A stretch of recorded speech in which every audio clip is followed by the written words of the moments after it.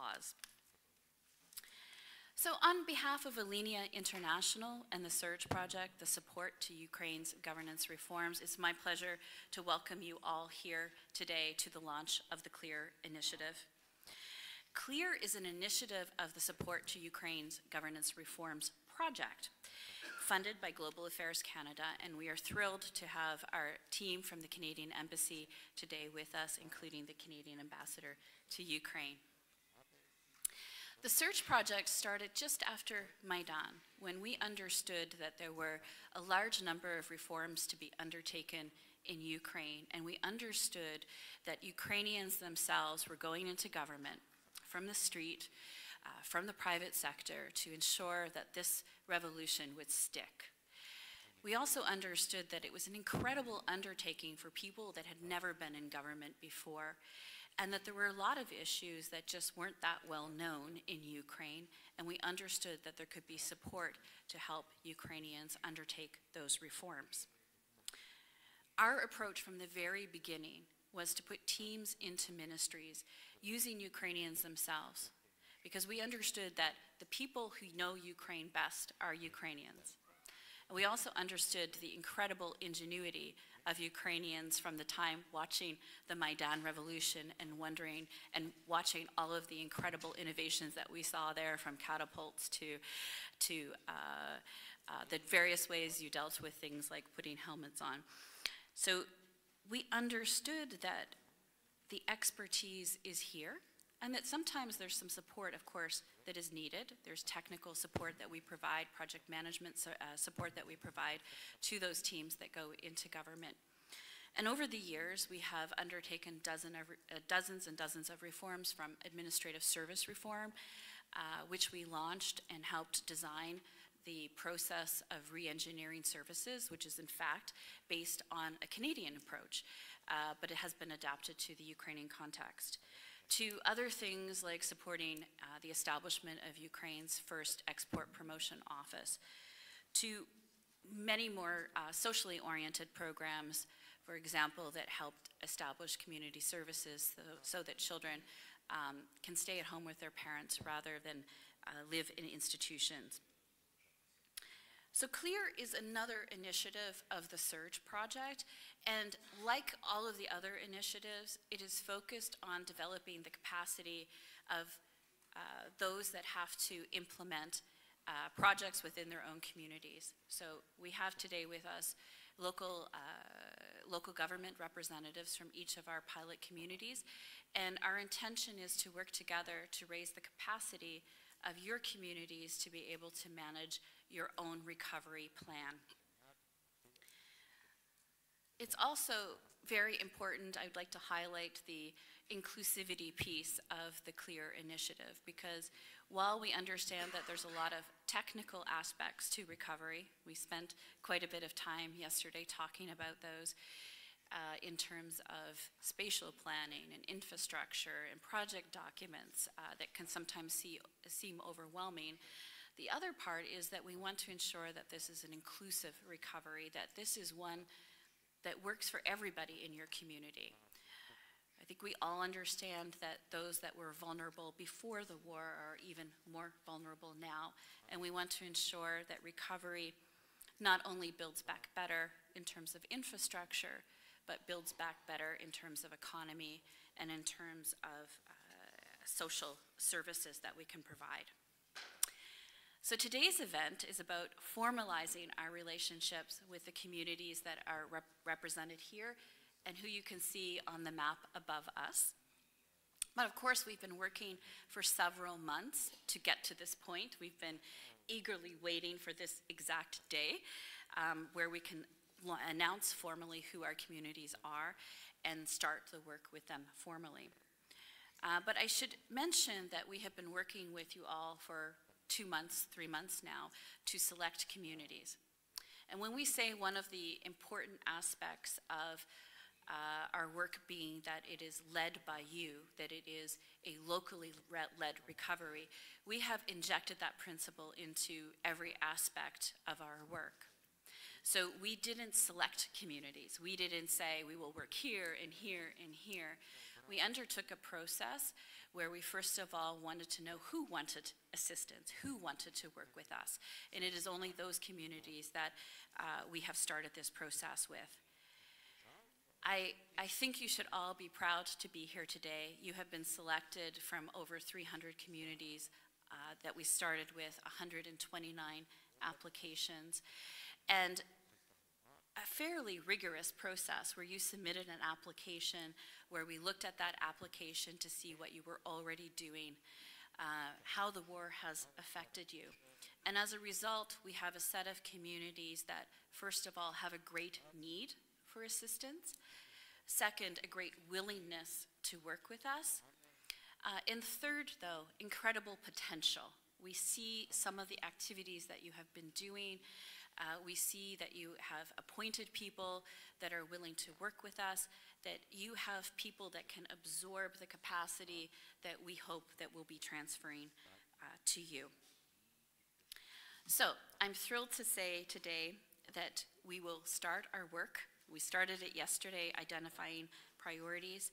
We have a total of 19 communities here today from the north, the east, and the south of the country.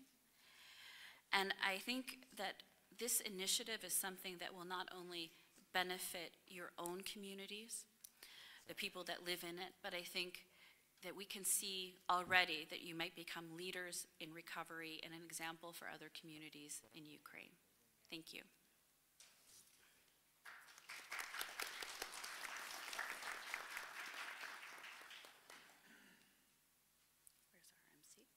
Я запрошую до слова надзвичайного. I'd like to give the floor to Canadian Ambassador Natalka Timoldina.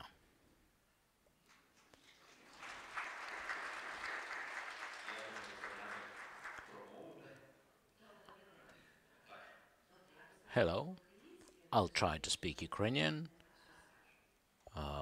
Forgive me if I get something wrong. Dear community leaders, experts, friends, it's been 2 years since Ukraine has been living through dramatic and very hard times. We see that the Russian aggressor is inflicting financial, economic, and humanitarian damage. But I would like to also highlight your dignity and your courage, your determination to develop and focus on renewal, on rebuilding. Our countries have a long history of cooperation and friendship. Back in 18th century, Canada received first immigrants from Ukraine who were fleeing from the Russian Empire, and today we are continuing our cooperation. From the moment of full-scale invasion, Government of Canada has given around $9 billion in assistance. But the strength and the value of our partnership goes beyond money. Cities of Kyiv region in May 2022, he said, "I witnessed firsthand the brutality of Russia's illegal war with neighborhoods battered and homes destroyed.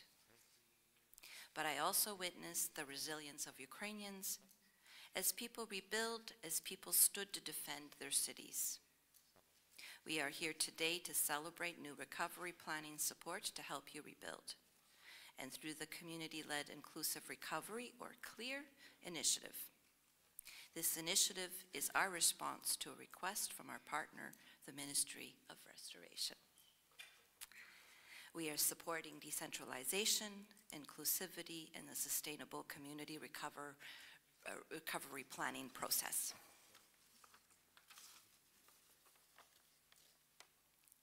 У пілоті, перепрошую, їхня команда підтримує децентралізацію. That team supports supports renewal of communities. In this pilot project, 19 communities will be participating from 7 regions, covering almost 50,000 population. CLIR experts will help selected communities to plan and implement renewal, rebuilding, which will be led by communities themselves.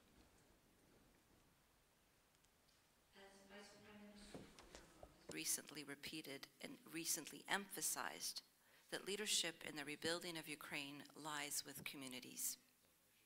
І ми згодні. Сильні громади – ключ. And we agree. Strong communities is the key to success of Ukrainians. Furthermore, Ukrainian communities helped us to build Canada, in fact, so we appreciate that very much. And I think at this point, I will wrap up my brief presentation. І, звичайно, слава Україні! And of course, glory to Ukraine. I suggest we support Natalka, especially for her good Ukrainian. Thank you. Now I'd like to give the floor to Olena Shulyak, Chief of the Select Committee of the Parliament, one of the leaders of the parliamentary process for rebuilding Ukraine. Hello, dear Ambassador, Your Excellency, colleagues, experts, community leaders, friends, Tanya.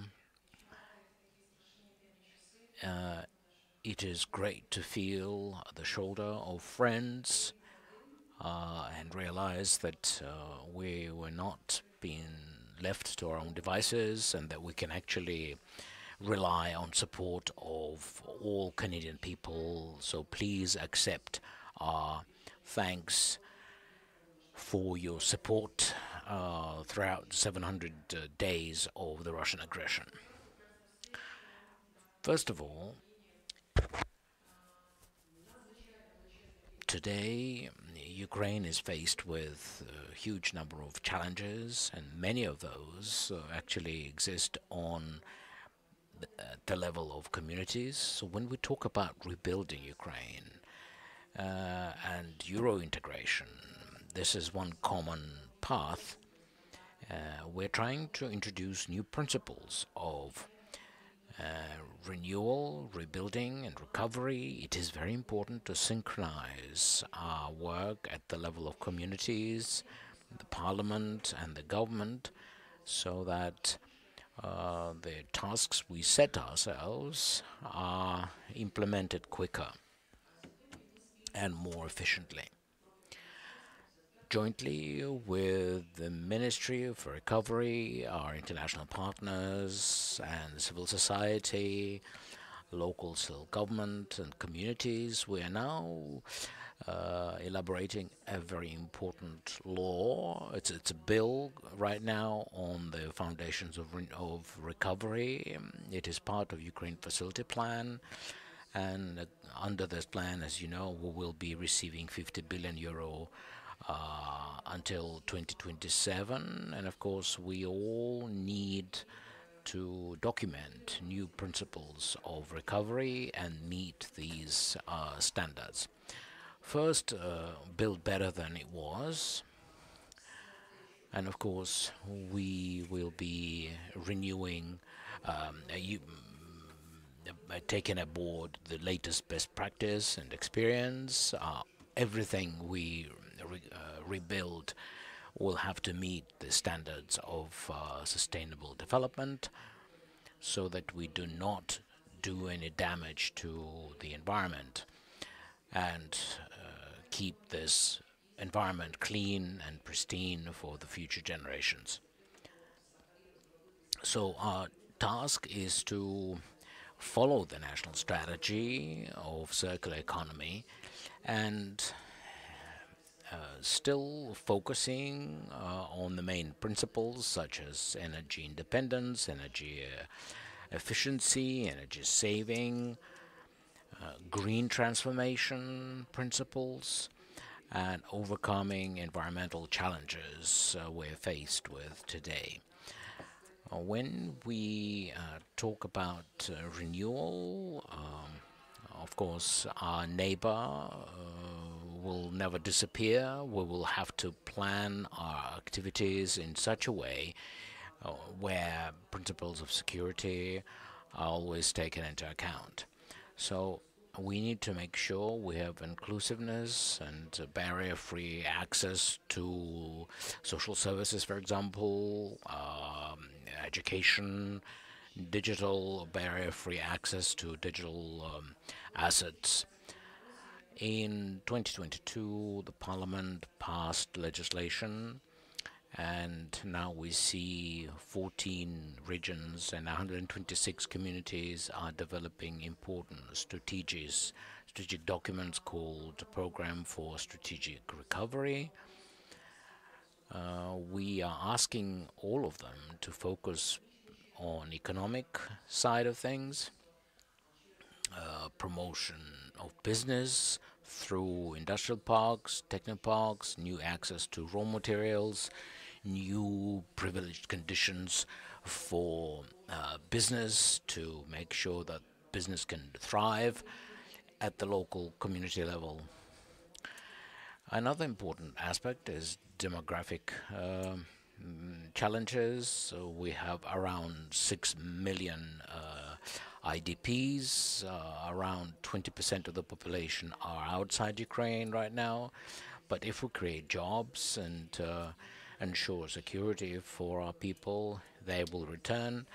And that should, of course, be accompanied by housing, social services, new jobs, and this is exactly what communities are now working on until problems are solved.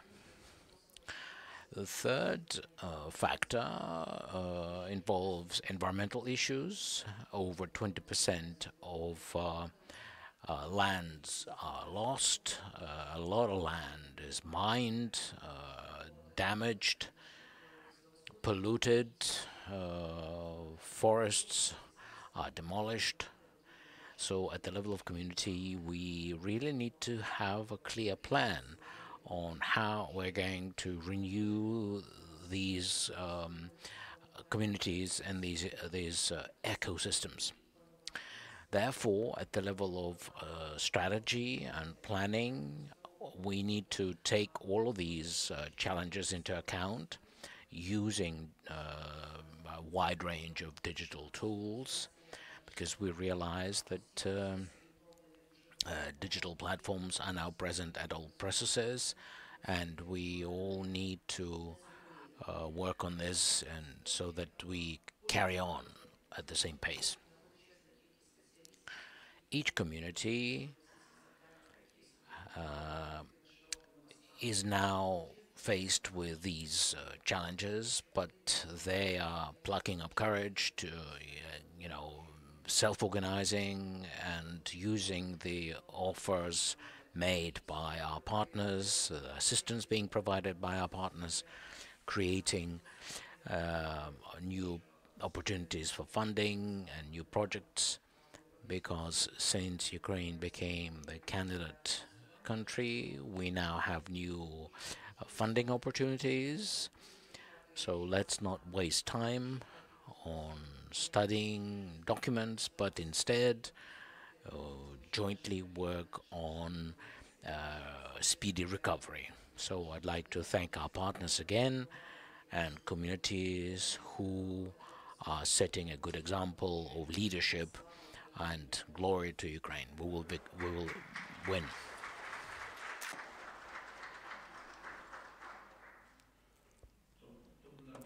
Well, is it okay if I mention your birthday, which was 2 days ago?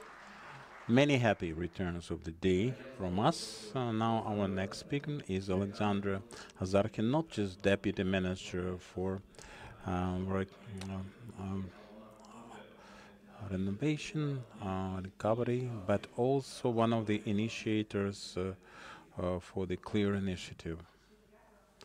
Thank you. First of all, I have to now apologized on behalf of Vice Prime Minister Alexander Kubrakov, who is in the General Headquarters, our Commander-in-Chief.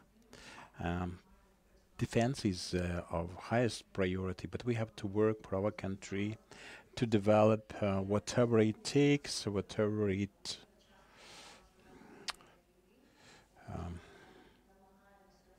requires. We are trying to maintain our economy working on the infrastructure, and we have very ambitious goals related to the process of Euro integration related to the reforms plan. And when we master such support inside the country, we understand that we can master anything. And that's how our cooperation started with the search for community support. More than 3 years we've had the Ministry for Infrastructure, also for community. So leadership should not be just a declaration. It should be filled with essence of our reality, and the communities need competences, resources to play the leading role. And the initiative we called community support teams, and we tried to organize as many projects and donors, international partners, so that we can jointly work on creation of such opportunities in the field. And we have already garnered some results. More than 360 communities in Ukraine have international partners. A considerable portion of them joined in 2023, and Canada is now actually taking care of 19 communities. And that speaks for the fact that when we cooperate in this format, this is a unique opportunity that's presented for gaining some expertise. But this is a unique opportunity to work with Canada, one of the G7 countries, one of the biggest players in the international arena. And this is about prioritizing our recovery and renovation and restoration. And we have to engage the resources. And there we have to be as pragmatic as possible, looking for the opportunity for every community that's represented to become competitive, to be able to engage Canadian business for work in Ukraine. I'm sure that all the communities earmarked in the process for CLIR project will have this opportunity to say, dear business community, we are your community. We are ready with the transparency, accountability, and no red tapes, so that we can cooperate whatever it takes, regardless of all the challenges of present time. So about this project, this support has been around since the last Maidan, and Canada did this through research immediately after the Maidan events in 2013-2014. And this is also related to candidacy for the EU membership, and Vice Prime Minister Kubrakov has personal experience. We were part of the projects of technical assistance, and for some years we could work as advisors, and then the time came when we committed us to civil service, and we understand that you can stay in some municipality 30 kilometers away from the front line, and you encounter such problems. At this point, expertise, additional hands that's landed matter a lot. And we are thankful to the project for this systematic work in two areas. First, the technique that helps earmark the vulnerable communities or communities depressed for such support.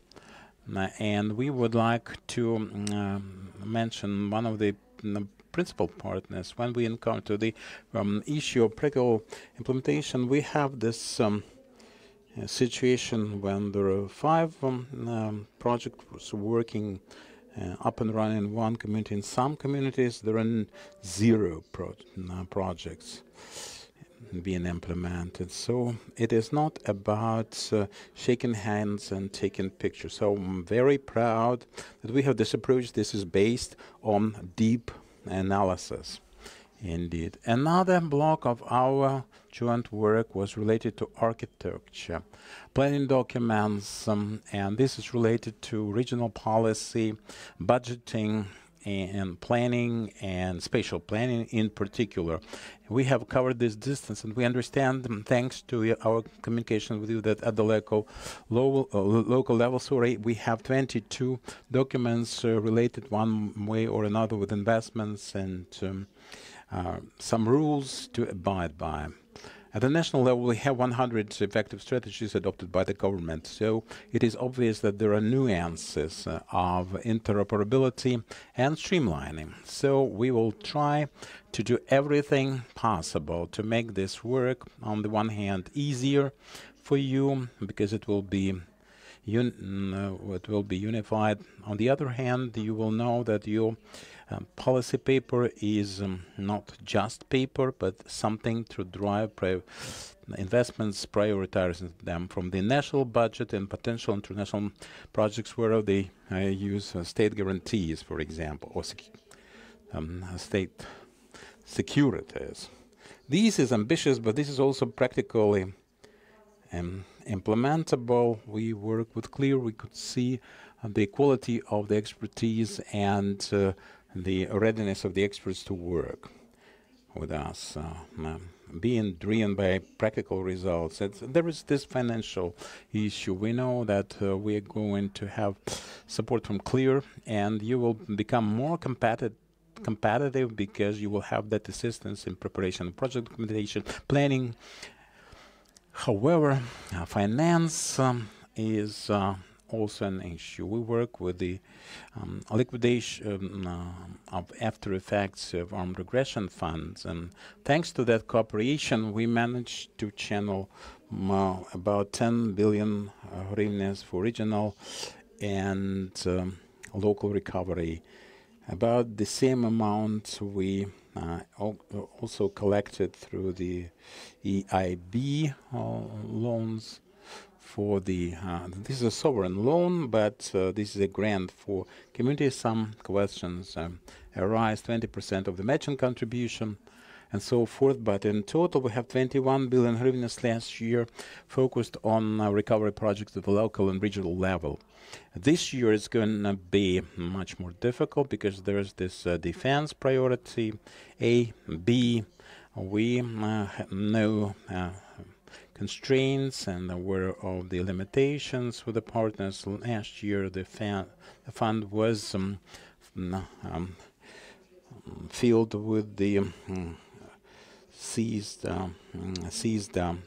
assets. We would like to seize more, but this year we have no such prospects as it seems. So now the forfeited assets being engaged in recovery is still on the agenda, but we have this joint task. When we discussed the liquidation fund last year, that was about 300 projects funded, and we were fighting for the majority of such funds to land at the community level. And we wanted to streamline the situation first, the regional administration, then the national level. Now we have Resolution 118, directive in North American terms. There's this DREAM arrangement. It is a detail, but in the system DREAM we have more than 500 operational communities, and the communities earmarked by CLIRs also will champion that in terms of transparency and accountability and recovery, and use this opportunity to fill out the DREAM system, because we regard it as a portfolio, investment portfolio, and that which will become available and presentable to the world. Our work is about enhancing such opportunities for investment. Your thing is to deliver in quality and style. And first of all, we are people of Ukraine. We are the nation. We have to continue with our country. We have to maintain our economy, and the state should provide for access of the population to basic services. And there we understand the lack of resources, have to think about private investments, private sector, and also proper work with the partners. And for the Ministry of Recovery, it is especially pleasant to mention inclusivity, gender orientation, sustainability. Gender-based analysis plus is a Canadian analytical toolkit available for decision-making, including many factors in the analysis. Seven regions most damaged will be in the focus. These things we all need. We are all learning now to speak the civilized language of the world, and the EU regulation. I have the EAB report that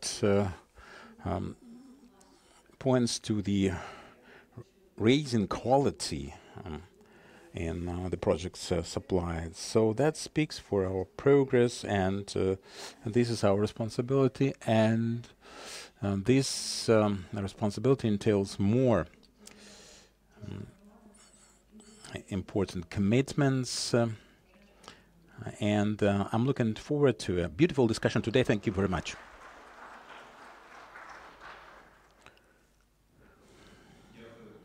Thank you, Madam Deputy Minister. And we will come back to the signing ceremony for memorandum. Now we need to take a family picture. And so I would like to invite to all the mayors and community members to have our family picture together. Thank you very much.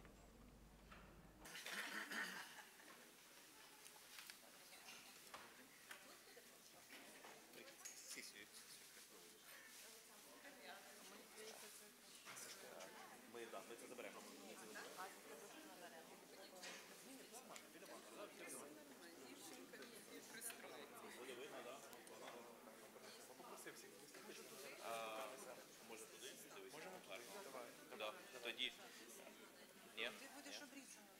Ми перенесемо цей банер. Ми його перенесемо.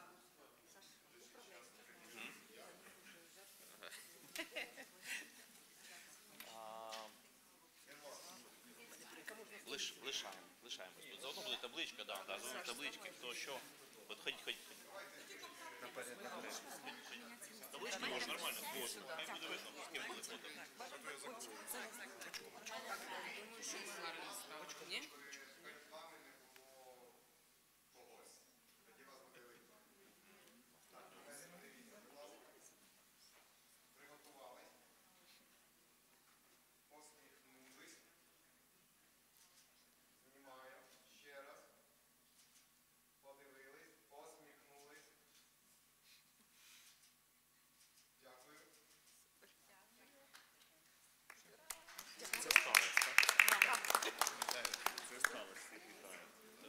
Повертаємо стільці. А де вони ділися? Зараз повернуть стільці. Це нормально? Так. Тут якийсь був хитрий план. Так. Один сюди. Сюди. Є. Пані Наталка, дуже дякую. До зустрічі.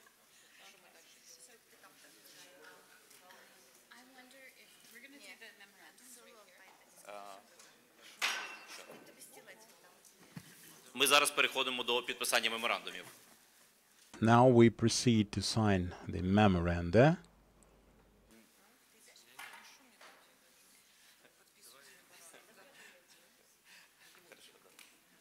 Нам треба посадити громаду, мабуть, Між Олександрою і Танією, правильно? Так. От, Олександр, будь ласка, так. І ми по тому списку запрошуємо. Будеш мені подавати?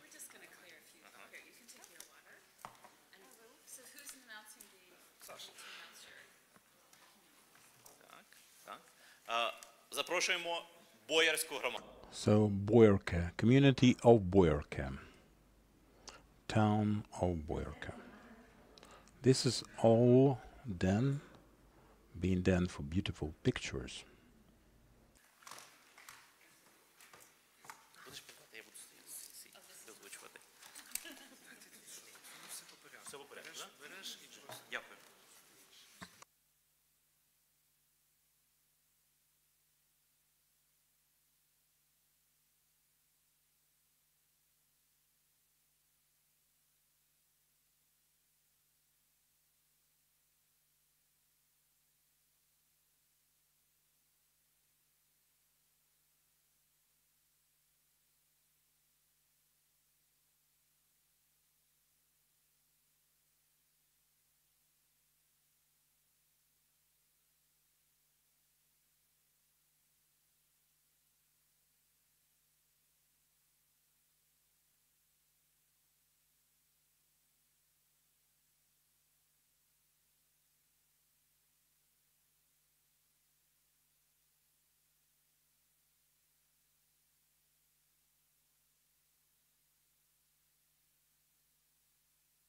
Підготуватися Баришівська громада. Barishevka is next.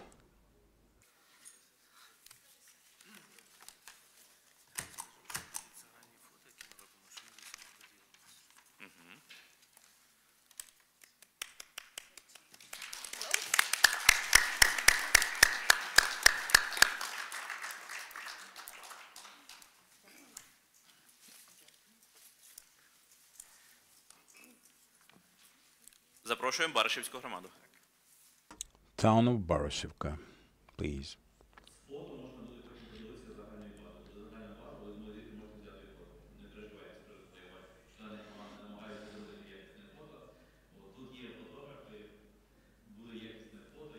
We are going to have high quality pictures, I can assure you. With HD decentralization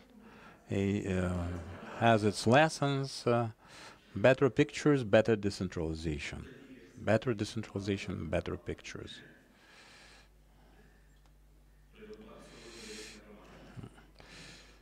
Великий Димир is next.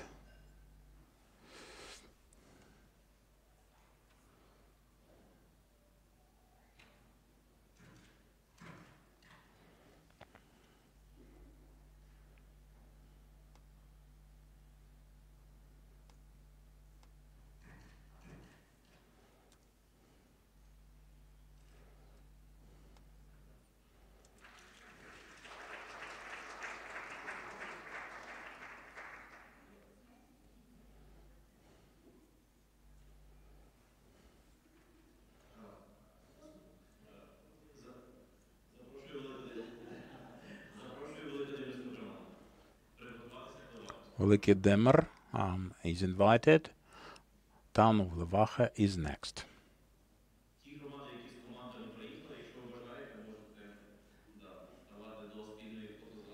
So you can also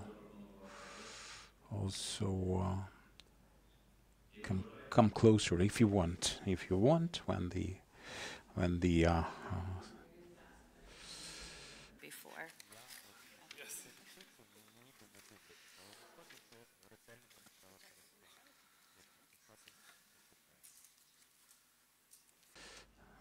the members of the community are invited to stay behind the signing representative when the documents are signed, but it's up to them actually for the picture, basically.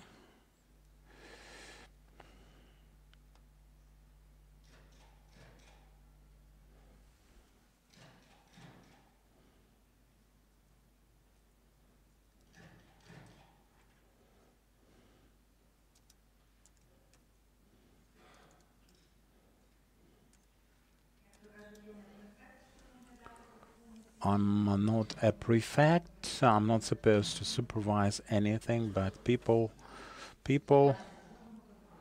this is just about supervision, this is not, there is no control, man. Please. Now Levacha is invited. Town of Levacha. Town of Shabivka is next.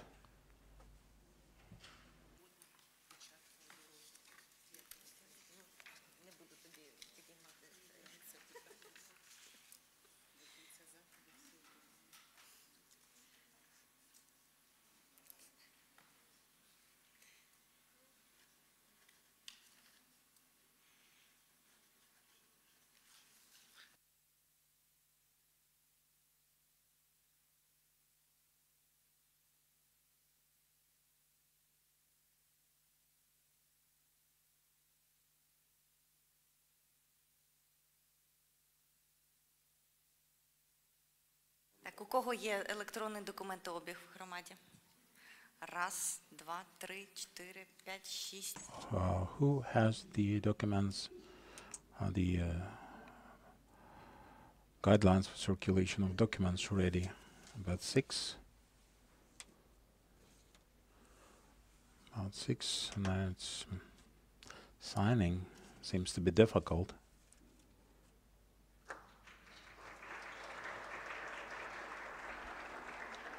Out of practice.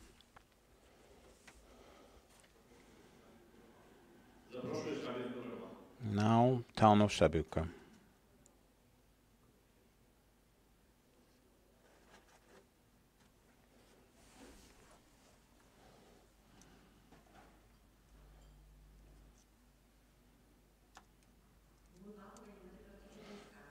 So Westport, we just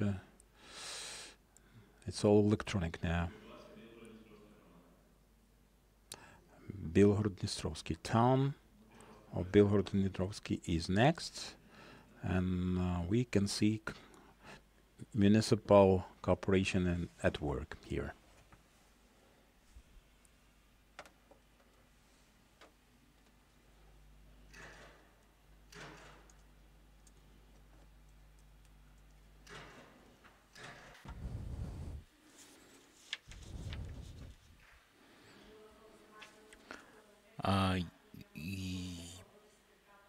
Perhaps you did not notice, but one of the requirements is to make sure you have the Canadian banner, Canadian flag outside the council, and the ministry will certainly send it out by post next to Ukrainian flag.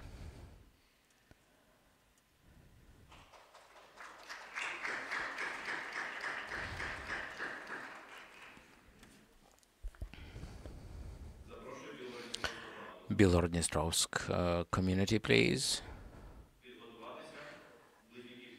Близнюківська community, please get ready.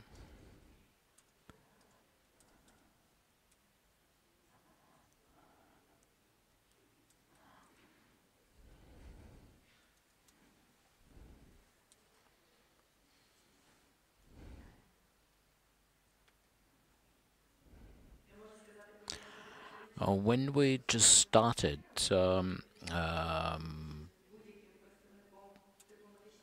backing up this initiative with the ministry, we were saying that we would need experts. Many people were saying, you know, rather skeptical, but we fully understand how many communities we have in Ukraine. But do we really have a clear understanding of what are the most in need, like the communities that were damaged most? But we can see that this was done well, and we can see that these decisions will create an opportunity for a concerted effort to merge our resources and to implement together and get a good result. COVID and the war taught us to work remotely, so we have currently 360 communities have international partner. Well, that's a good result. Also, knowledge of English was never a major problem. We thought it would be an obstacle, but it's fine.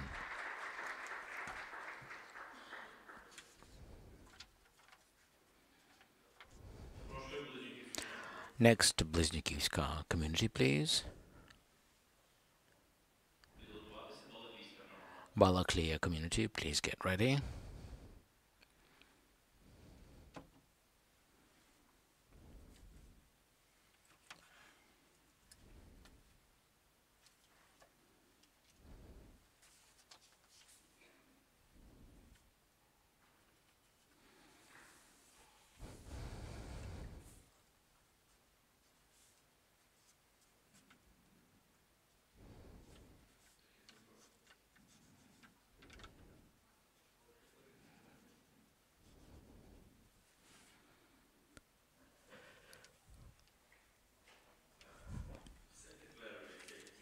Okay. As soon as the government has the power of supervision, they would like to have control.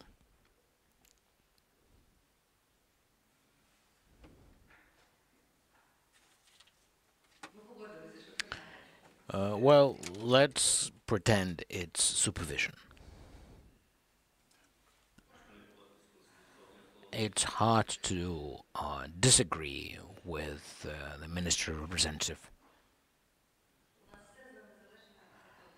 Well, we use independent methodology.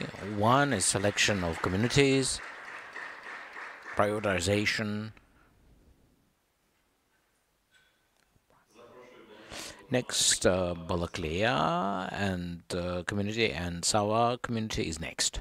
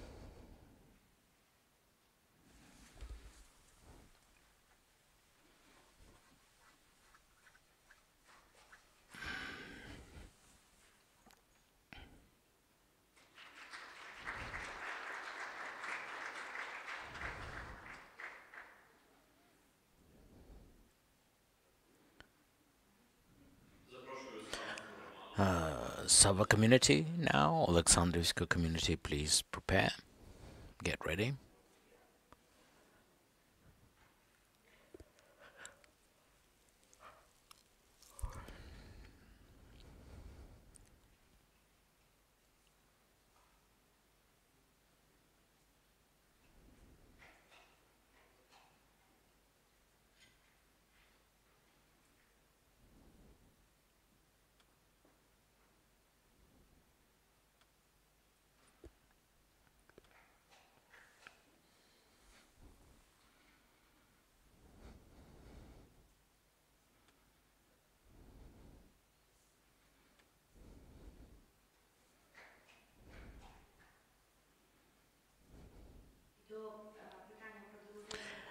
Regarding delegated authorities, please bring your own pens.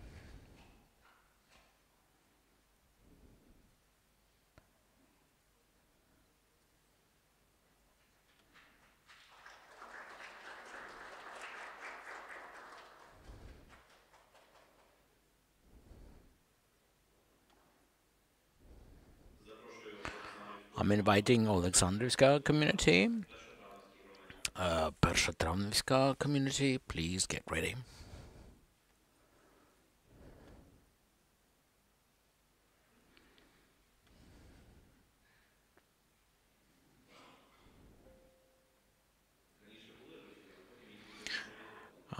We used to have pens, but then they got decentralized, so we now need some new ones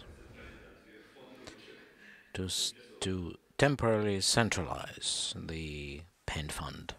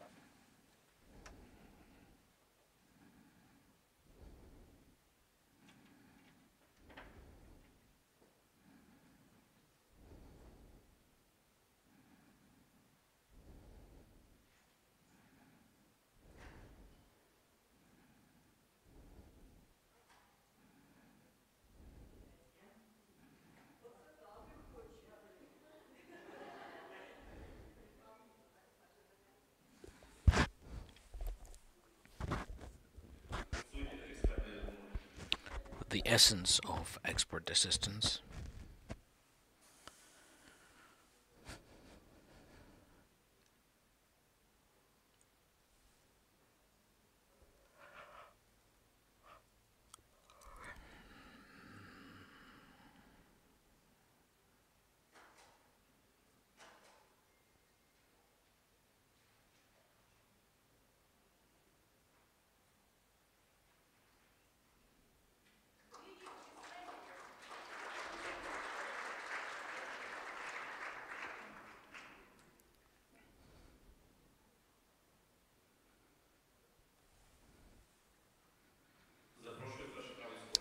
Першотравнівська community, Софіївська up next. As you can see, we're just following the slide.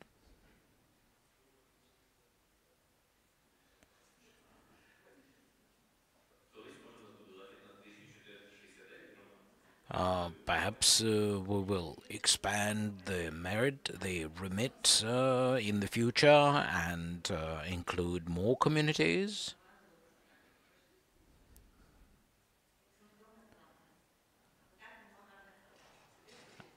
Well, it's nice to have some photos too.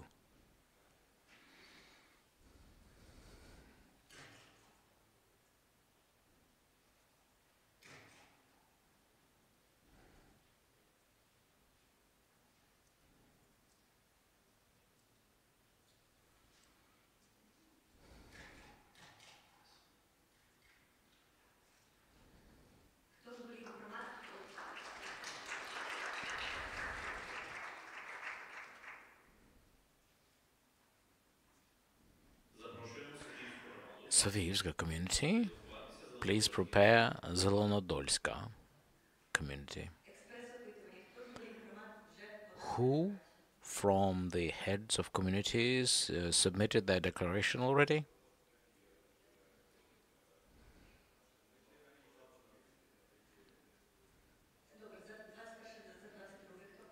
And for 2022, how about 2023? Not all yet?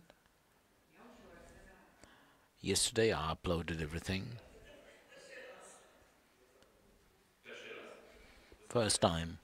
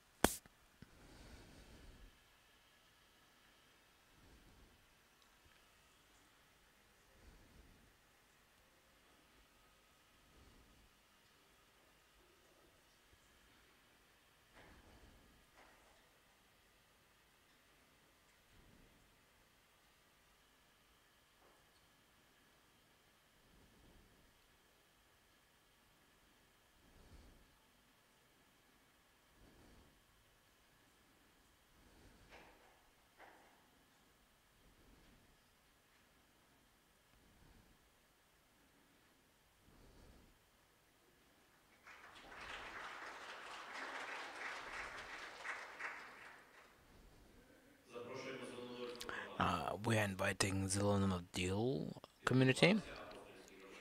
Apostolska community is next.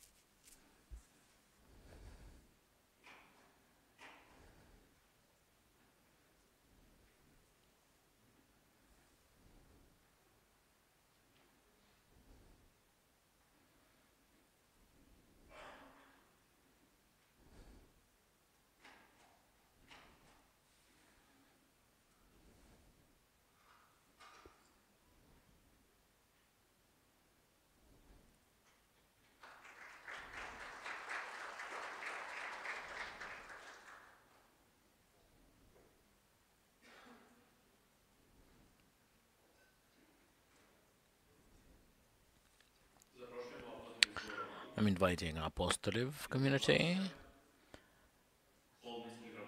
Holminska is up next. Another question. Who has some projects for cogeneration? Not yet. Based on our calculations, around 100 communities this year should have received cogeneration units. Well, I was hoping one of your communities received. They're mostly gas units that are installed to support water supply system during blackouts. But you have diesel generators, I see. You have large ones? Yes.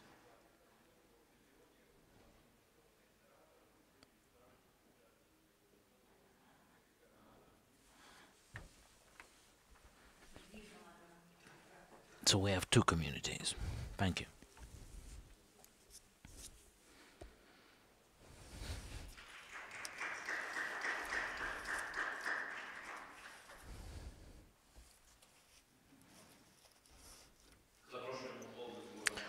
Holminska community. Gorovska community is up next.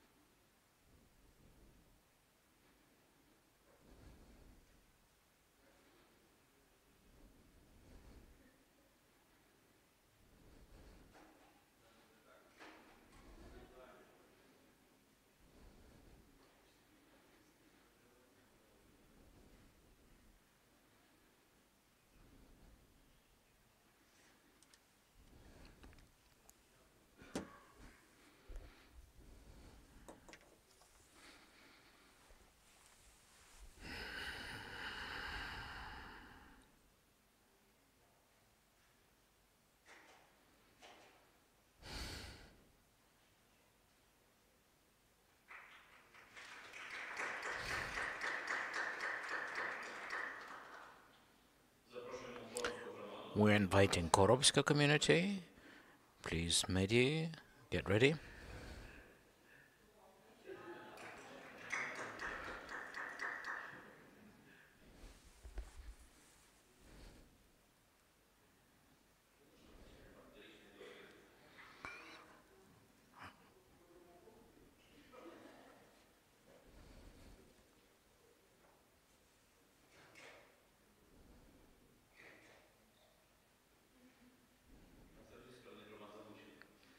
We're involving communities.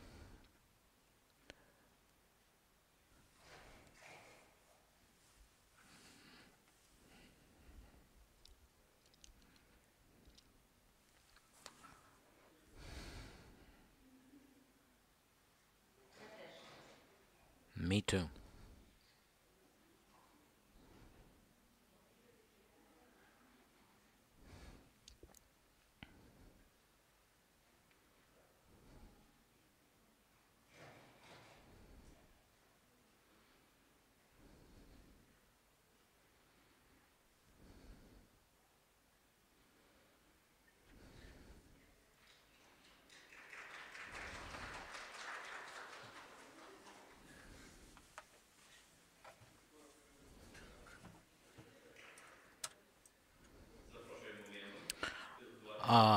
Mena, please, community, Bashtanka is next.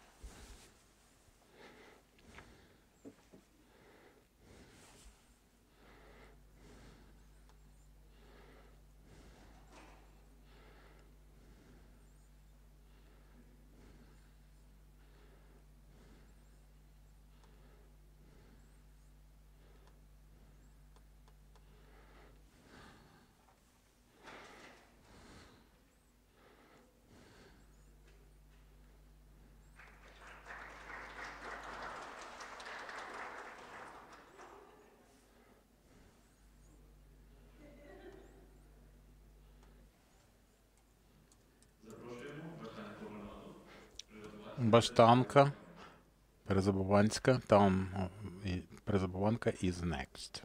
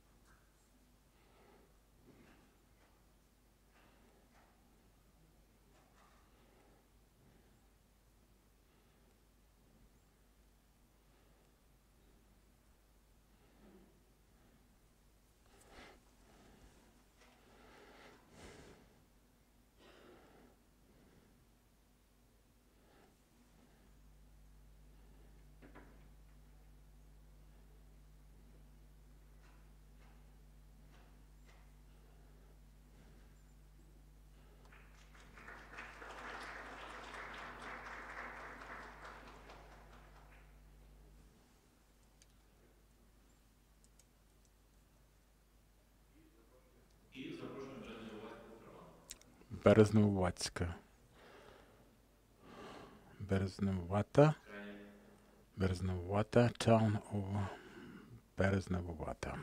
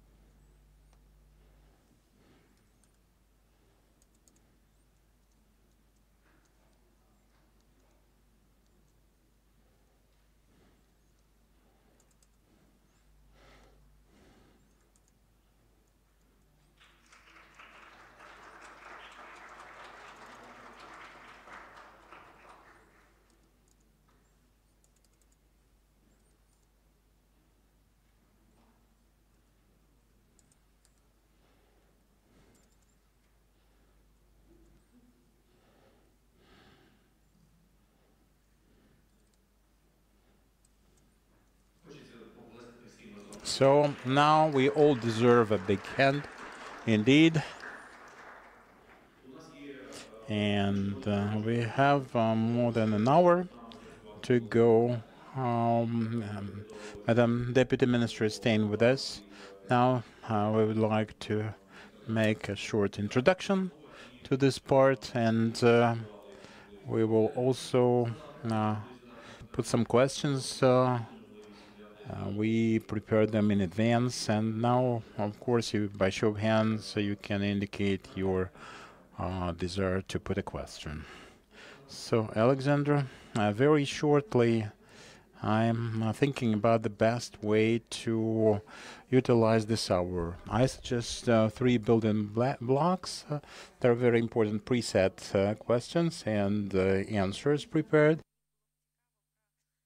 The second block is something that you have already acknowledged as your experience and your challenges with the project. We have our methodology, our vision, and so you can also indicate where and how you should do that, would like to do that. So, and on my own behalf, I would like to say that on the eve, we had 2 meetings with 2 associations. This week we're having 2 other meetings with the municipal associations of Ukraine. We have 4 in this country, so we are trying to collect all the opinions and the feedback from the stakeholders, and the purpose is to join efforts. So now let's start with the first block before the second block.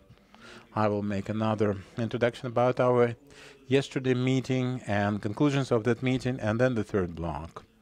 So let's start with the first block. We will have the preset questions, and then we will also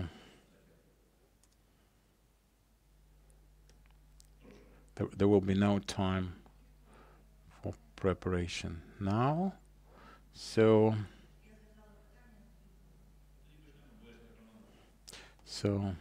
Boyorka, please. Good afternoon, Alexander Zarubin, Mayor of Boyorka. We have a question about recovery, and this is about the bridge which we have in our territory but do not own, and that is maintained, has been and is being now by the state agency, the motorways agency. It was destroyed at the very beginning of the full-scale invasion.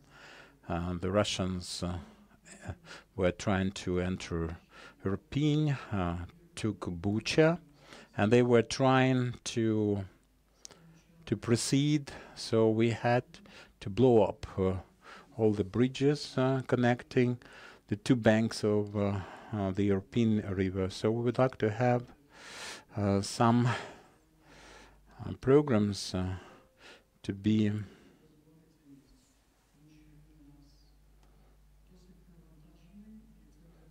this is quite nuisance and a lot of things were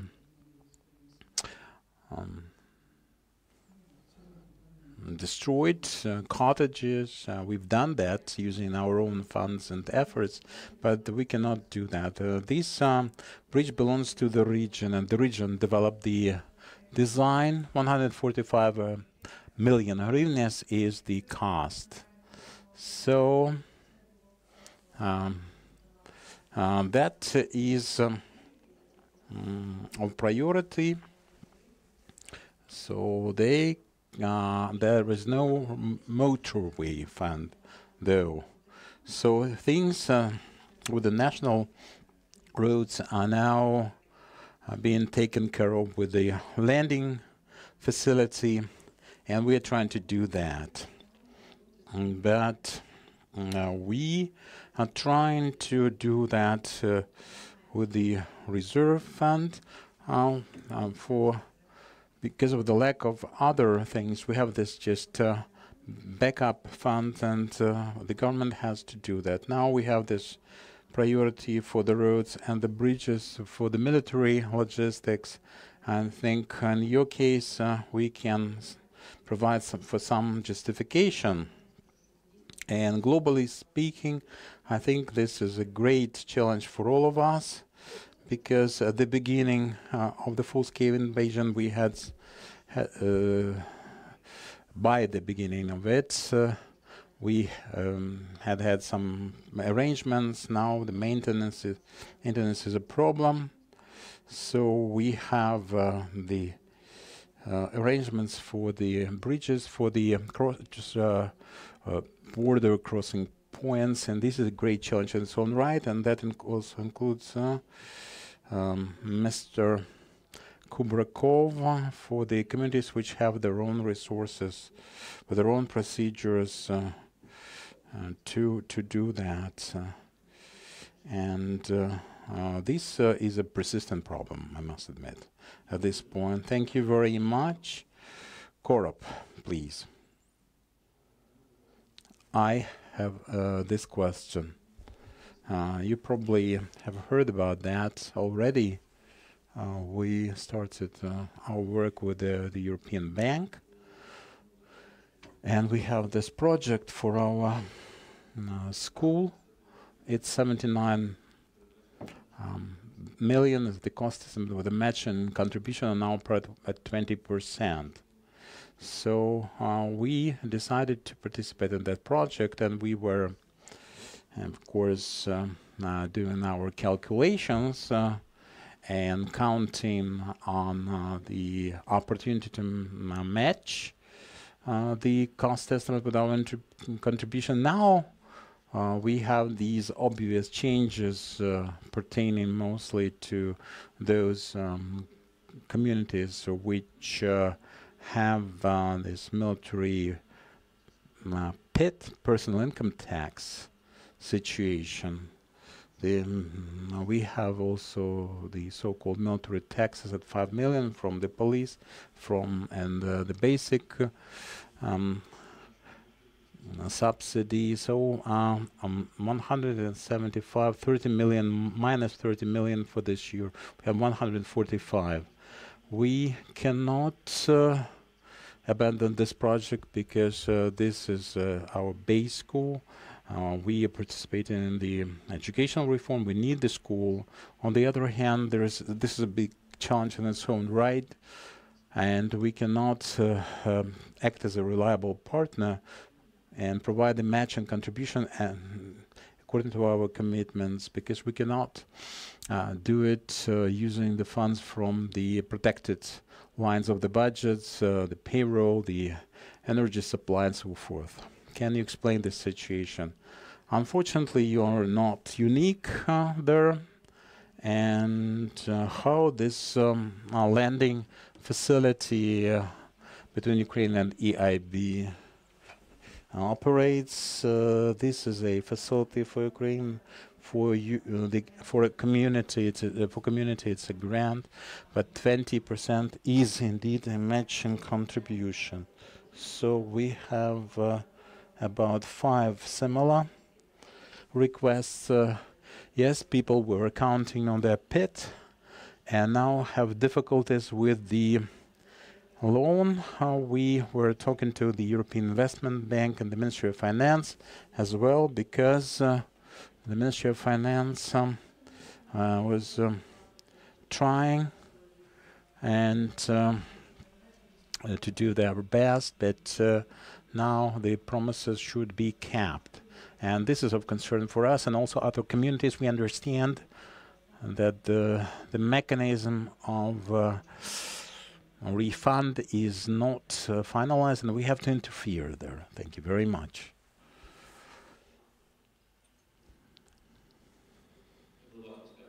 Levacha, please.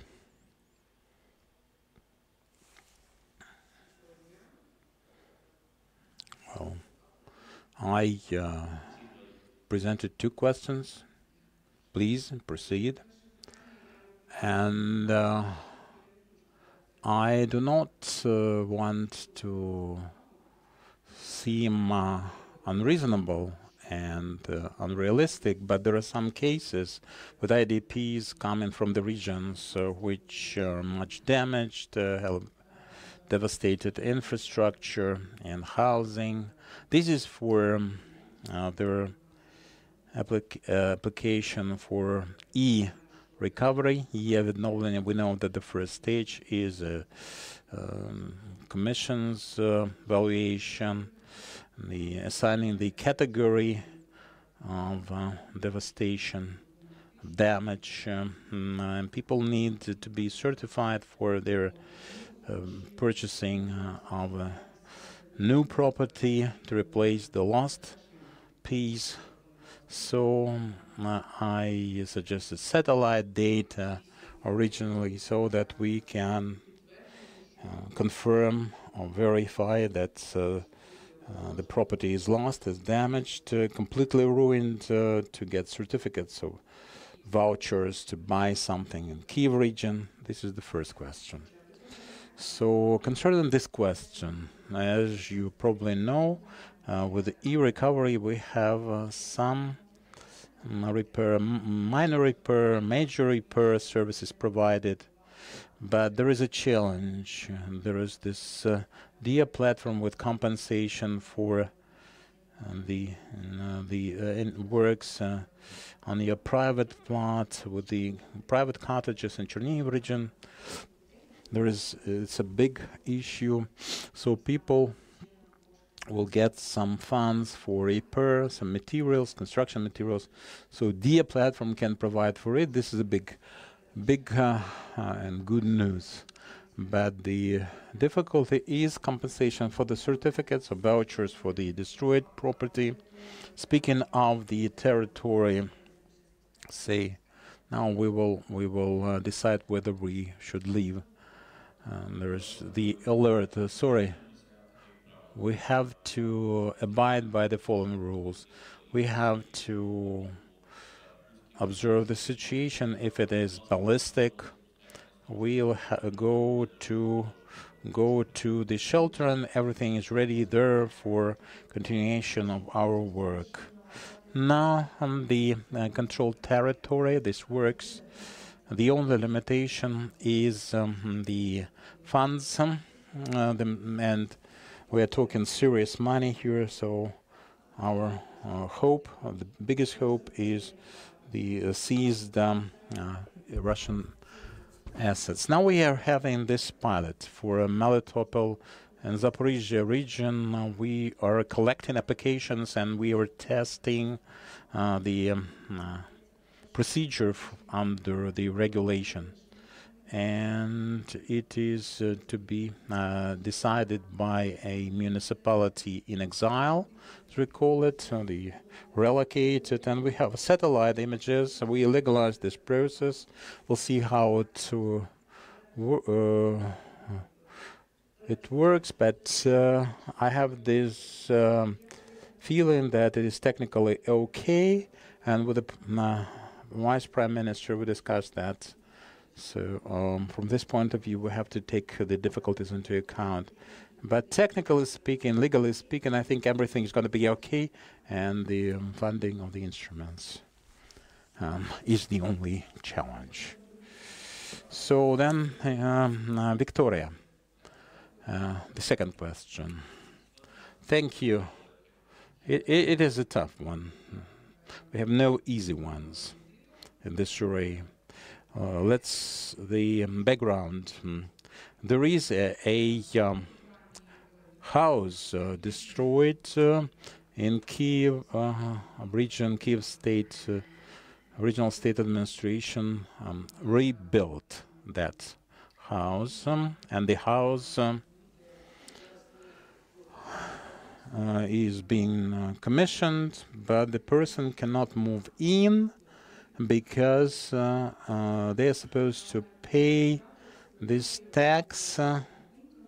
The tax is 800,000 100,000 hryvnias. And we raised this issue at the Congress of the local authorities, and there are some amendments being drafted, or with the tax code involved, and the law of Ukraine on the compensation. This is basically the background. So we are expecting now a draft law to be adopted to remove this tax, because your example is not a unique one. Again, with the certificates we have challenges. That should be resolved, as we expect. Just to continue regarding obtaining certificates. In Balaklia and Savinska community, we are in the potential hostilities area, and naturally people on our territory cannot use certificates, and we're losing human capital. Is it possible to make a marking so that people could purchase housing locally and stay on, because that will be, extra pair of hands. We are short-staffed anyway. It would be good if they could stay on, and they cannot return. Gennady wants to join. Gennady Primakov, the mayor from Nensk community. We have, Gennady, some foreign experts. I need your assistance regarding expediting the process of sending to Minsk community building that is currently owned by the state court administration.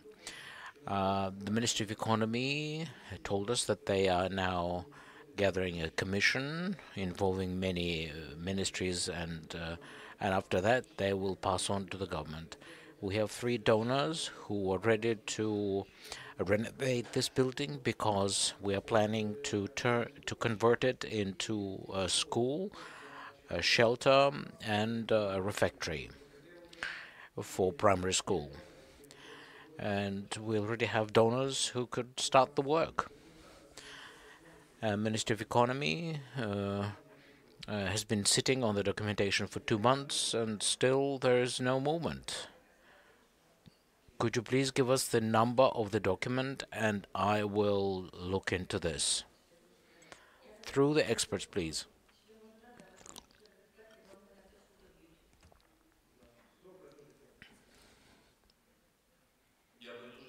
Thank you very much, Gennady. The topic you raised is indeed relevant for other communities as well. Hello, I am from Belgorod-Dnestrovsk. I'm the mayor. We also have a building which is of historic value.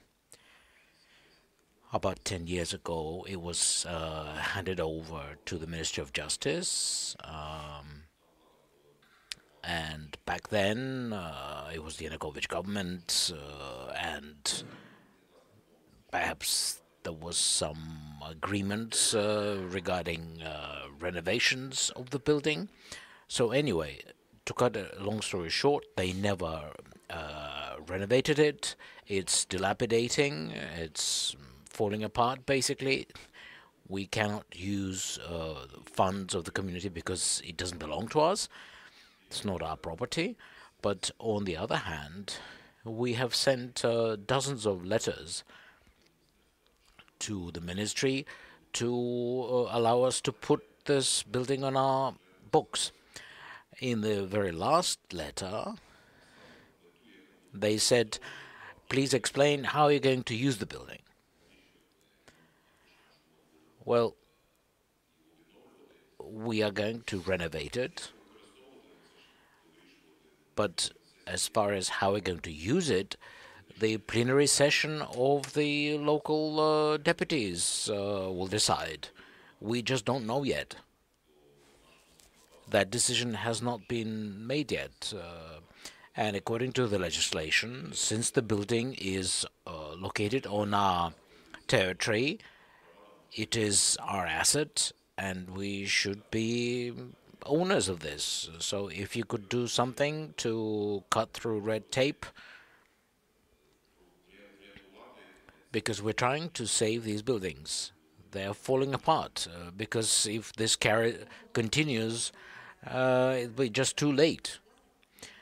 Well, mostly, indeed, this is red tape. I agree.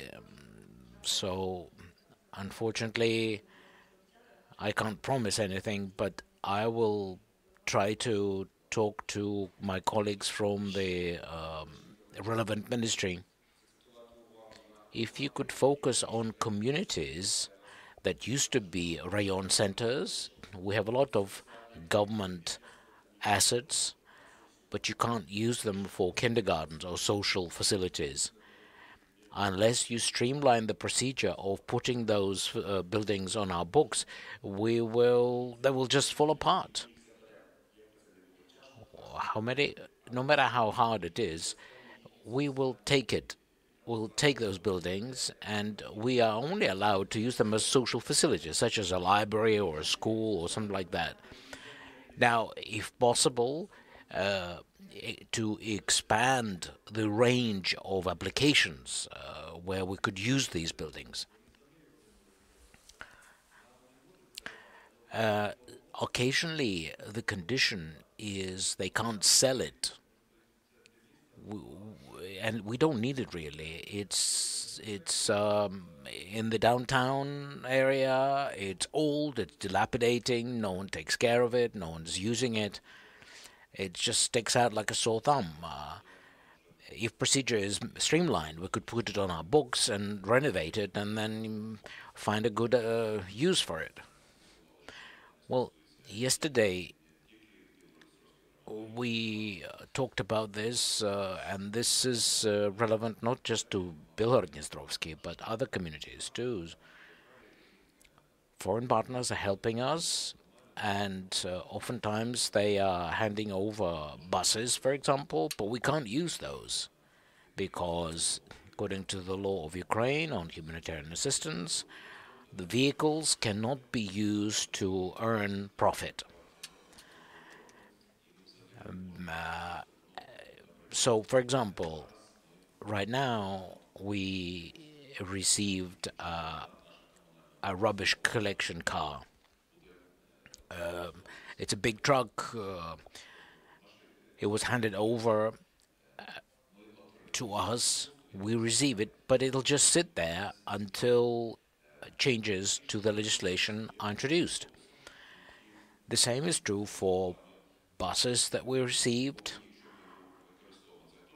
If we are to use it, we have to maintain it, and we are allowed to transport all passengers, all types of passengers, not just pensioners who are allowed to have free rides. So if you could help us to make some progress here.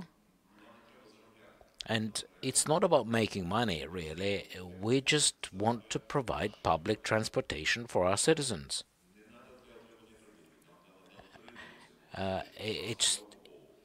Even if it breaks even, that's fine. We don't need profit.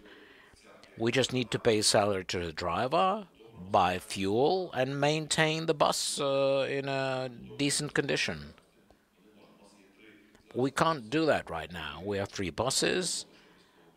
One is paid for through the city budget, but we can't do that for 3 buses. And we're short of funds.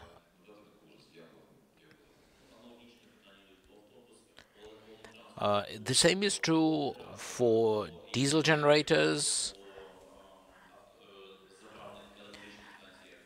and charging stations for electric cars and electric vehicles. So we need a comprehensive decision, not just to organize the process correctly, but introduce legislation changes.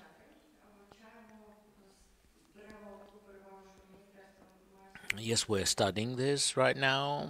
Ministry is currently in touch with the Ministry of Transport, and we currently look at it from the standpoint that we will try to streamline the categories of transport and let local self-government to make decisions on this, because oftentimes the community has to search for someone who brought the vehicles in, when it was brought in, were customs duties paid or not.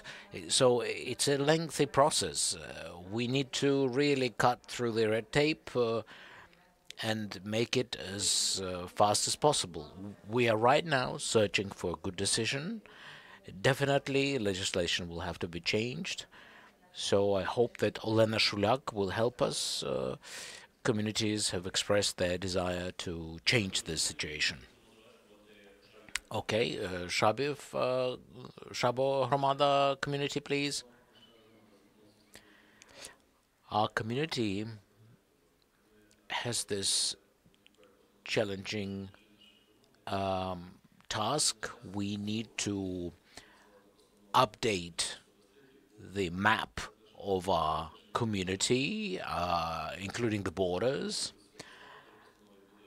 And in the past, they were in free access, but right now we can't get a more detailed plan with community, the neighboring community, but even with the government. In other words, we need a detailed map with a large scale so that we can go over the border and rule out disputes with the neighboring community and government property, government-owned land. We're working with the Ministry of Regions, and as my colleagues explained to me, the problem is that we don't have the legal grounds to give you those maps. But when Natalia Kozlovska changes the roster, it will be easier, and you can get all the figures, all the details. So right now, I cannot promise anything, because the last time I heard from the lawyers, they said no, it's impossible. Well, we have a number of cases in court, disputing the border with our neighboring community, so it's not good.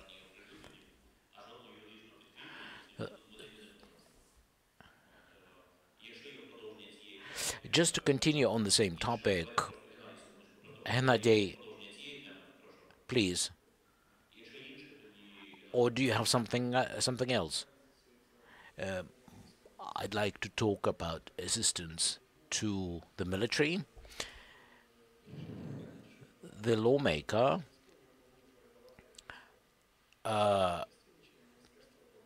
made it mandatory to transfer assistance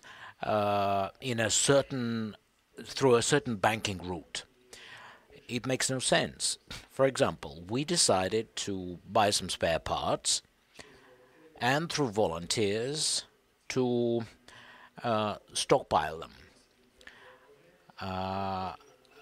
The drone that our military needs cost 22,000. However, if we build it ourselves locally without paying salary, it will cost 9,000 just to assemble with the parts. So the question arises, why should we pay 22,000 if we can make it assembled only for 9,000? And there are many examples like that. Volunteer hubs have certain rebates. And if we could use this route more often, more actively, we would save some funds in the national budget. And instead of buying them abroad, we could build them locally. I think it's a great initiative, and we seek support to facilitate this process for us. What about Bill 9596? Does that solve your problem? Please take a look at it. It's the latest legislative initiative that we supported. It streamlines the process of funding the military, and it's a new procedure. Please look into this. We are supporting this initiative, and hopefully it will serve your purpose. Thank you. There are two more questions. And then if you could describe the situation in writing, because we have some other partner in the defense ministry with whom we could perhaps explore other ways, other avenues. I am from Barashev community. My question is as follows. In our community, we have 3 designs for bomb shelters. They were ready in March last year, but today they are no longer valid because we're supposed to use new building code requirements. And those 3, now those 3 projects are going to be, they were based on old building code. If you could allow us to build 3 shelters based on the old code. Well, unfortunately, I can't help you on this one. I mean, the new building code was recently introduced. It's in force. We have to follow it. All right. Well, we'll... Petro, please. Hello, Sophie of community. I have a question regarding IDPs on our territory. Our community has received around 1,000 IDPs, mostly from Bakhmut, the people who lost housing. We have a hall of residence that we have basically provided to these people. They're using it right now. But we know that there are funds available to improve conditions. Could you please tell us what the opportunities are, and can we tap into those funds in order to overhaul those halls of residence? Recently, we had a meeting with the local administration, and they said at the level of Cabinet of Ministers, there are programs that co-fund similar work. Is that possible? Is that true? Well, let me tell you what I know. We have a fund for liquidating the consequences of the armed aggression. That's the first source of funding that has been used last year quite actively. Next, regarding European Investment Bank, and we touched upon this earlier, they're providing grants and 20% co-funding. There are also pilot projects for comprehensive recovery, but those are mostly large-scale projects because at the community level they are kind of smaller scale. But if you would like to recover several facilities, several buildings at the same time, you might qualify. So you might consider that, the latter, as well as the first 2 options as well. Okay, so when you design your projects and seek international assistance, you should perhaps take this into account. Now let's talk about the second block of issues. Let's discuss that. Yesterday we had a preparatory meeting and we introduced to all communities results of monitoring and polling what we see for each community and each bushel. We focused on two issues. First, what services and what assistance can be given from the search project and the ministry. And second, what are the priorities for the communities? We suggested that we could pay attention and help each community to update their strategies. In fact, for many communities, they will have to start from scratch instead of updating them. And the second thing we could help with is go through priorities and submit their proposals. Like, it should be our portfolio of projects. They may be at various stages of preparation. That is not a problem. And then that will be supported by the ministry as well as donors. So really, it's down to how you pick your priorities, how you get them correctly. So that's why the second half of our discussion is dedicated to reducing priorities, because the smallest number of communities are two in Odessa region. Less than 12 priorities as a result of our communication with the communities. We cut it down to 7, and for some we had 22, and also confined to 7 subsequently.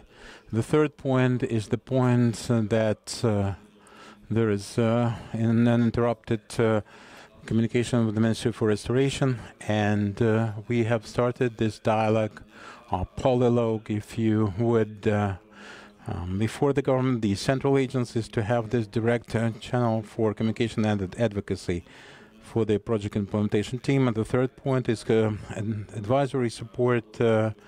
Alexander, you started discussing that, and I'm referring to it now. For the international project, the experts and consultants to support communities directly.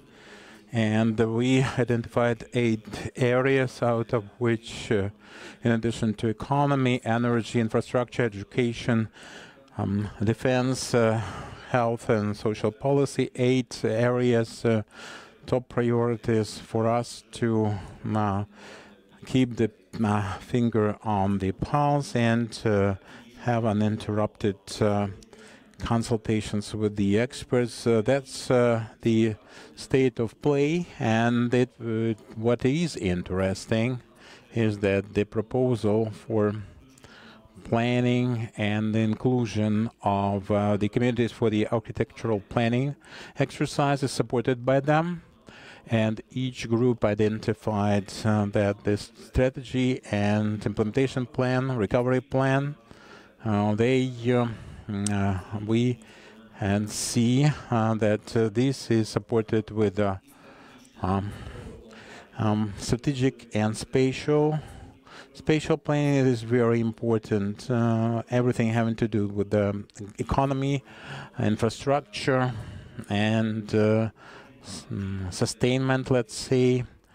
With the priorities identified, mayors correct me if I'm wrong, but it's my impression that everything having to do with retaining people and retaining the human capital, preventing any brain drain, in addition to economics, to infrastructure, energy, and miscellaneous.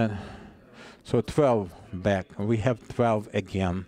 In fact, we actually looked into this combination and how it would match. But there is one priority that is called strategic spatial planning. This consists of 22 items, not 12 even, because we can see that the strategic plan is about everything. But there is this earmark group of priorities, apart from strategic planning, to start design and pitching of the designs without waiting for any kind of development with a strategic plan, because this is going to be fed into it anyway. That's our state of play. Thank you very much. Great. Well, I was concerned at first. On the third minute, you started discussing strategic documents, but our focus is back. We have to discuss our strategic documents as the set of guidelines for prioritization of investments. And we perhaps liberally, but we dream about the opportunities. There's Article 6 in Ukraine facility. 12% for recovery should reach regional and local level, local and regional. We are trying to offer for this article or item or line the solutions so that we can get funding from the EU. There is this challenge of doing it right, doing it correctly, because the priority of the Ministry of Finance come from them, but it is recommended by the EU Commission in a certain way. Your part is to embed those priorities at the level of your strategic policy paper.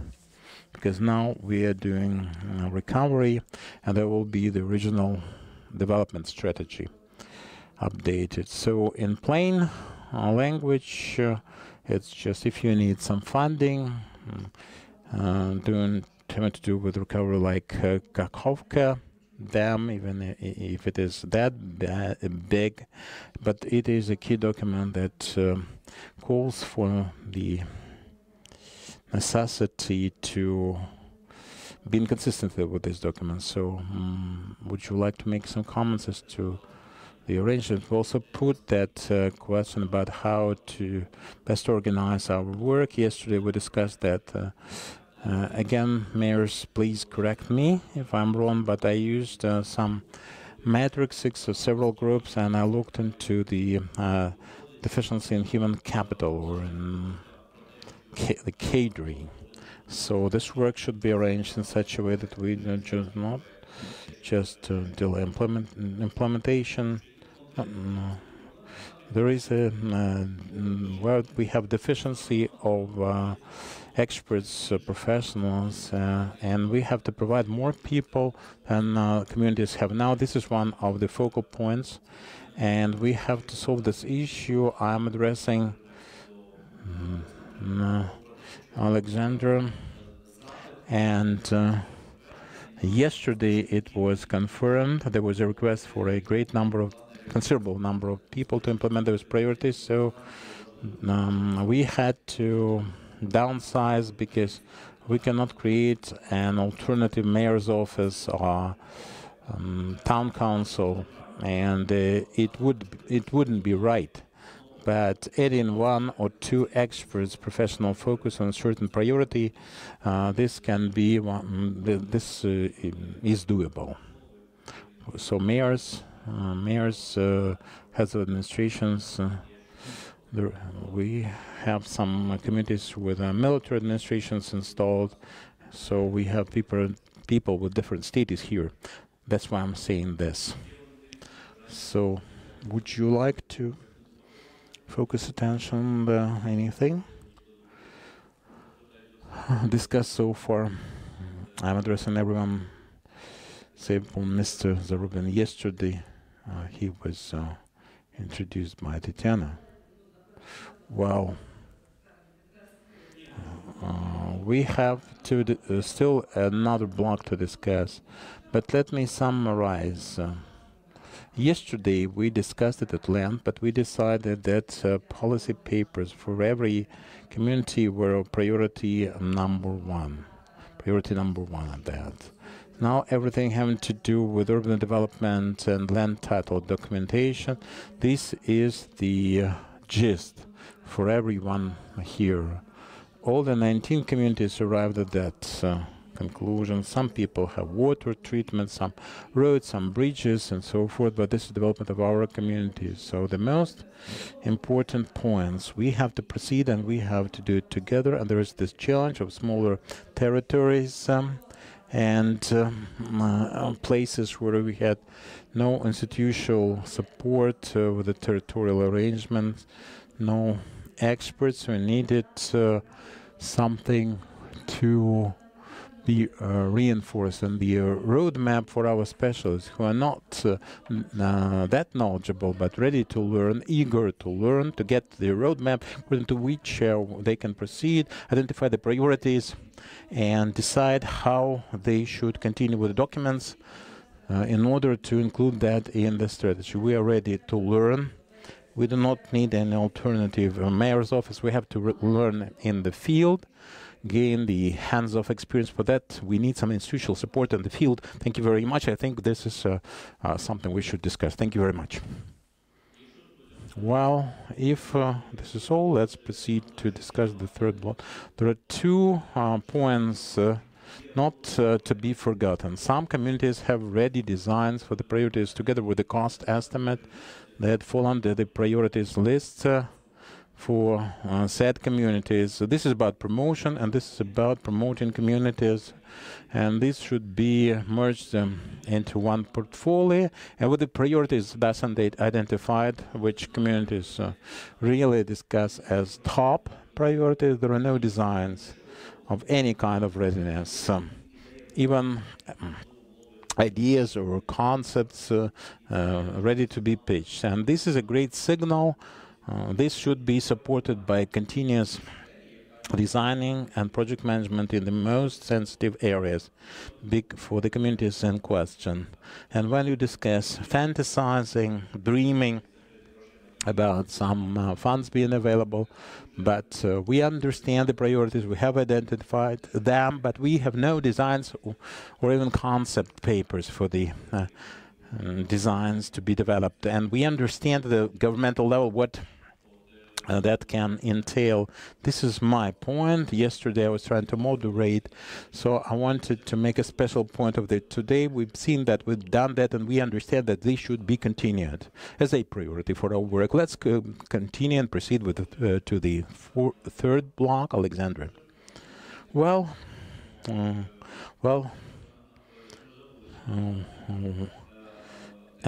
the third block. I can see. No. Gennady is very watchful, and he looks like he's ready to say something. There's no input from Gennady, though. Well. Nothing on the third block, so let's conclude. It is important to understand and appreciate a smaller ministry, but with our scope responsibility, we have 420 people. We are a smaller kind of ministry in terms of resources available, but nevertheless, last year we had this mission to arrange everything a little bit for the work pertaining to investments, priorities, and uniform approaches. Now, discussing decentralization as a framework, we actually updated it and now have a roadmap till 2027. This is important because on the one hand, everyone appreciates it as one of the most successful ones, but the war, unfortunately, has its bad impacts, and we have to revisit. And for many years, people wouldn't touch the most challenging issues like supervision with a barge pool and delegated powers, delegating a legal entity status. These issues, or PIT, personal income tax, and this is challenging, and all the stakeholders understand how difficult it is. And we're trying to arrive at some high-quality data to take proper decisions with PID, for example, and which has been reviewed for the calculation of the model. What happens if we switch completely to the place of residence, actual residence or registered residence, and delegated powers, delegation in terms of cost effectiveness. In many issues, there are no uniform approaches, no uniform framework to use. So these issues, on the one hand, for more than 10 years being discussed. On the other hand, we approach the point when we cannot disregard them anymore. And we committed ourselves to implementation of this roadmap, and we initiated this as part of the plan to become eligible for the 50 billion euros. And this is all about our euro integration prospect. So there is a lot at stake, and we have to continue and take decisions not necessarily popular, but the principal point is that decisions should be justified. And justification comes with the figures specific for municipal statistic, because we have DREAM, other digital solutions, and we'll discuss geoinformation system for monitoring the Ye-відновлення based on the registers for damaged and destroyed property. When this is married with the municipal practicality, you will see how this is to be integrated into the strategy. This is a long-term development, and we cannot say that the war is about to stop, about to be won. We hope so, but we have to learn to live at war. This is our new normalcy, unfortunately, with all the impact, and we have to be watchful, to look out. This is our severe reality, but we have no choice, and we have to fight for our real normalcy. And this is about decentralization reform. Now the regional policy is organically developed, connected with that, with the state strategy for regional development, and we discussed a number of priorities, and we were laughing about the 8 challenges, and there were some stakeholders which wanted 12 instead of 8, and we tried to refocus, but the most important thing is the action plan. By the beginning of February, we expect the task force to be operational for the activities at the strategic national level, and we got some preliminary okay from the partners for developments in the regional and local level. We would like to have more engagement for academics, for activists, to make it our national mission as a nation. This is the sense and meaning of end state and destination. So there are some pragmatic things, and I've been referring to the State Regional Development Fund that should be different, not just grants, but also participatory budgeting, and also borrowings, privilege borrowings. And Poland is a champion in utilization of such funds. With the Ministry for Development and Funds, we are working very fruitfully. Our colleagues regularly call in Poland so that they can learn from the experience. So this is another big block. And also we are discussing the digital solutions. They are just tools, as you know. And our national experience tells us that the digital solutions can entail real, true reforms. And the only thing I'm going to ask you to do is for us to be in the same system, transparency and accountability. Thank you very much. Well, if we carry it into execution, we invite communities for consultation and participation, and this is more for you. This is your opportunity to have your say and voice your specific needs, and to being taken into account. But we need feedback from the communities and development of certain documents, and the ministry proceeding, choosing its direction. And this is uninterrupted communication from the mayors and your teams representing deputies and secretaries, and practical implementation. practical implementation, we checked every community and how they were represented, profiling for the communities, and now you are not yet partners, you weren't, and that was monitoring. At this stage, now we want for all the toolkit with the minister, the whatever it is, dream on monitoring for regional development, to do best profiling and be represented as the best communities. And the communities that we can say are our partners and how it is being implemented. Plus, of course, the feedback. And the third point is how do you upload your priorities, strategies, and projects in your accounts so that we can see everything and we can select the appropriate resources and experts for you. This is how we see the phase 3 of our cooperation. So CLIR is there to support you. Unless you have any other questions, I'd like to give the floor to Tanya for closing remarks.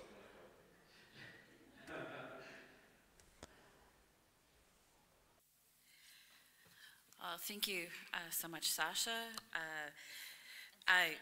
Sasha, yeah. I feel out of place here, not being a Sasha. But I think that you have very well summarized all of the many good points that have come up today, but also yesterday when we were speaking about priorities, so I will not do that again because Sasha needs coffee. I would just mention one thing that I didn't hear as much, and it's something that we talked about a lot yesterday, and that was the need for a barrier-free society, considering the huge number of people that we will have with disabilities, the need for gender inclusivity. I'm looking at Oksana now, who raised that yesterday, and the very good discussions we had about that.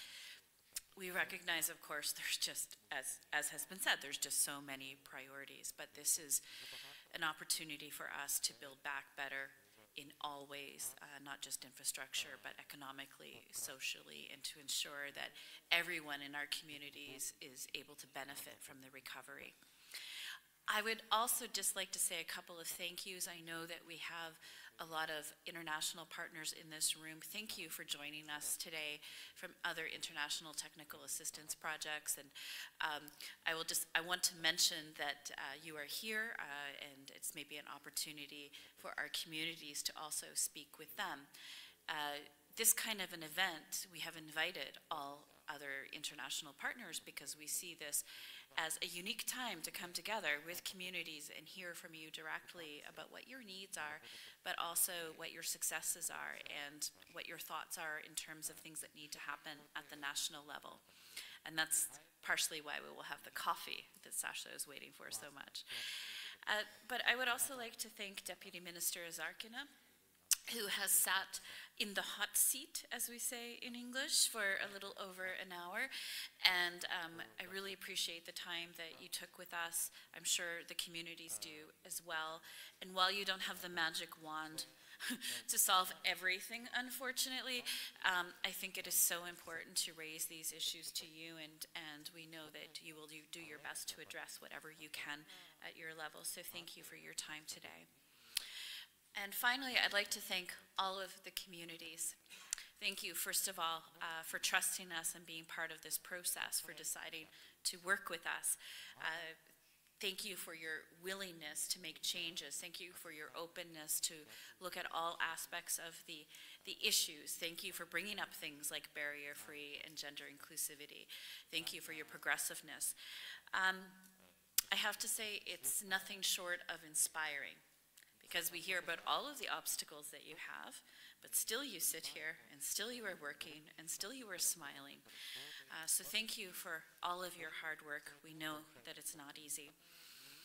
And finally, I just want to say that, I think Sasha mentioned this a second ago, but this is our first event where we brought you together, and I'm thrilled that it has achieved exactly what we wanted. Yes, we formalized our memorandums. It took us a while today, but I think this has been a great start to achieving a team mentality we'll come back together at different times throughout this process. And it's clear to me that you have so much to learn from each other. We have so much to learn from you. And so this will be a priority for us to come back together from time to time as we work on our strategies and our spatial planning and all of the other good things that we have talked about. So thank you very much, everyone. I'd like to give you all a round of applause for all of your hard work over the past 2 days. And let's go forward. Slava Ukraini.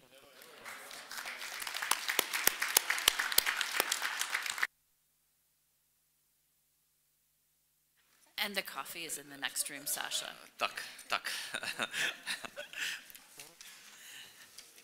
Там ще в програмі написано «Нетворінг», неформальне спілкування.